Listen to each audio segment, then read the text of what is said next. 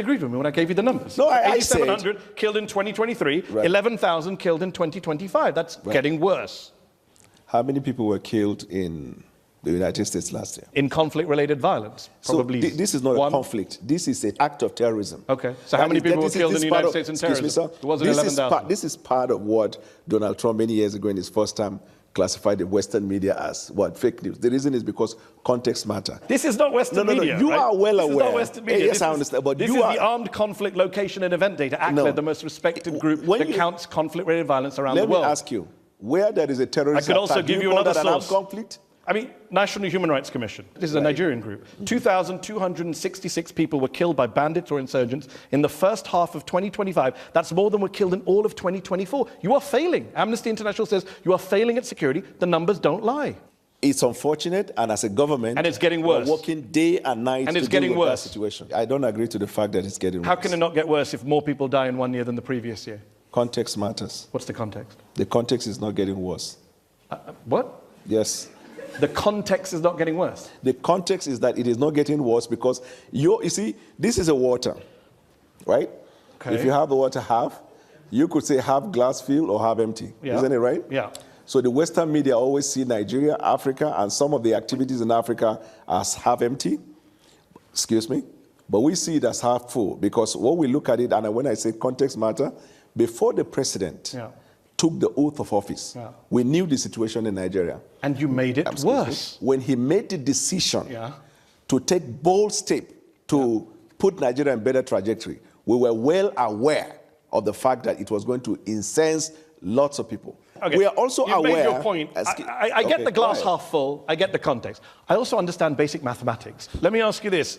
President Tinubu only declared a national emergency in November of 2025, brought in a raft of policy changes. After Trump declared your country to be a country of particular concern for failing to deal with the threat of Christians, does your government only spring into action when it is internationally shamed into doing so? Unfortunately for you, 6 months before that, we arrested the leaders of La Kurawa and Boko Haram. Some months before that, we killed a certain number of terrorists that the U.S. government, State Department, commended Nigeria. The U.S. Embassy celebrated the fact of the exploit of Nigeria before Donald Trump said that. But again, he shamed you, and you declared a national emergency. You didn't do it before he shamed you. We declared the national emergency 6 months before Donald Trump's statement. No, that's not true. The president of November of 2025. No. Much earlier, around, I think, April or May, the president declared national emergency on insecurity. But the actual national emergency was in November. How can it be actual? People can look this up. Let's talk about kidnappings. The world remembers Chibok in 2014, when 276 schoolgirls were taken by the militant group Boko Haram. Very little has changed, unfortunately, in Nigeria. Just last November, 250 students and staff were kidnapped from St. Mary's Catholic School in Niger State. 2 years into Tinubu's presidency, Nigerian research firm SBM Intelligence said, and I quote, "Nigeria's kidnap for ransom crisis has consolidated into a structured, profit-seeking industry." That's embarrassing for your country that you have a kidnapping industry. I agree with the fact that the insecurity associated with kidnapping has now become a crisis economy. But much more than that, I know of our government's effort in dealing with that insecurity. If you have a little understanding of the nature and the boundary and the geographical measurement of Nigeria and the tendency for insecurity to come in, then you will understand that we're fighting a hydra-headed insecurity situation. With respect to the kidnapping of children, the government has taken measures already. We've introduced what we call Save the School, where students and schools that are in remote places where there is no security are brought back into state capital where they get the education that they need. But Nigerian people don't believe you. 2 out of 3 Nigerians say that Where did security... you get that information? Africa Barometer. May of 2024, 2 out of 3 Nigerians say security agencies are handling the abduction of Nigerians fairly badly or very badly. 1 in 3 Nigerians say they personally know someone who's been kidnapped. Yeah, you have These are stunning statistics. Amnesty, Human Rights Watch have lined up to say that you have allowed impunity to flourish, you have failed to apply lessons from previous attacks, damning indictments of your security service. I put it to you, that's not what they said. That's not what Amnesty said? Yes.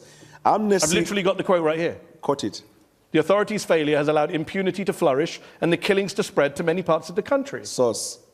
Amnesty International, February 8th, 2026. Well, I'm not aware of that one. You're not aware of that one? I am aware. I'm aware. At the weekend, you put out a video to music of you and a team researching and prepping for this show. And yet every time I've asked you something, you say, I'm not aware of that. What were you researching in that video? You're really funny. Let me tell you I'll ask you a this. serious question. Amnesty International, you asked me for a source, I read out the source. You asked me for a date, I read out the date. What's your response other than picking up glasses of water? No, Amnesty has a history of calling everything bad. Okay. I want think to ask you, that's what every authoritarian government in the world has said. What is Amnesty's report about US? Bad. Not just bad, you didn't use the word bad, you read. Yeah, what very did they bad. say? Governments who do bad things, they all criticize human rights groups. No. Yeah, they do. I do this that. for a living. Let's ask about corruption before we go to our panel who are waiting patiently here. Transparency International, they say systemic corruption continues to plague the defense sector, causes a major hindrance to security. President Tinubu said in August, there is no more corruption in Nigeria.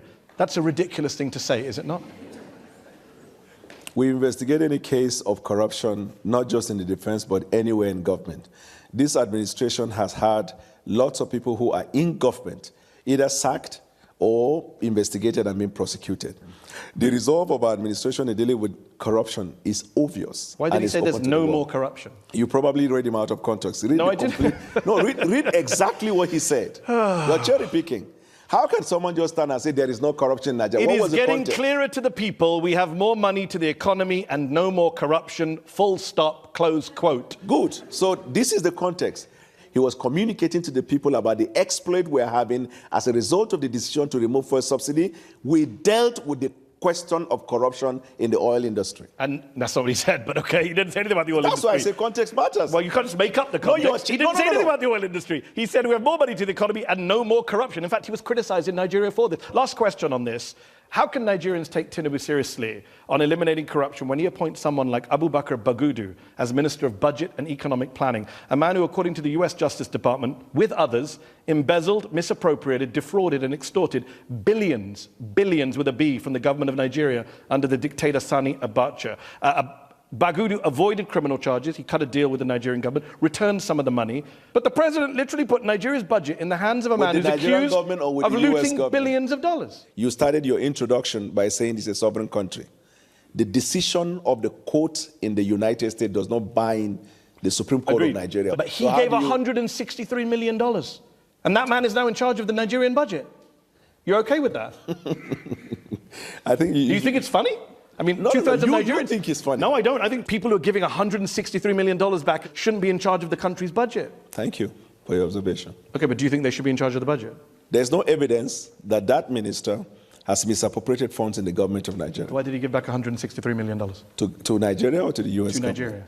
Why did the US government give him $100 million? It's a settlement. That's what you do in settlements. Okay. Why was he settling? Yeah, so okay. So you're comfortable with a guy who is accused by the US Justice Department of embezzling with the Sani Abacha regime billions of dollars being in charge of the budget today? Are you okay with a president of one of the countries in the world who was convicted by the courts in that land and the person is still governing the country? Who are you referring to? No, I'm just asking. But which country? Okay, are you also okay? Are you also okay? Because if it's Donald Trump, I'm a well-known Trump supporter. Are you also okay with the prime minister of a country who was accused of making a wrong judgment in an appointment that led to a lot of problem, but he has not resigned, he's still governing? Are you okay with that? Well, by the time this show airs, he may have resigned. So your argument that Keir Starmer and Donald Trump, basically everyone else is corrupt. Okay. Let's go to our panel on that. I'm joined by Aisha Osori, a lawyer and writer with the Open Society Foundations. Aisha, how would you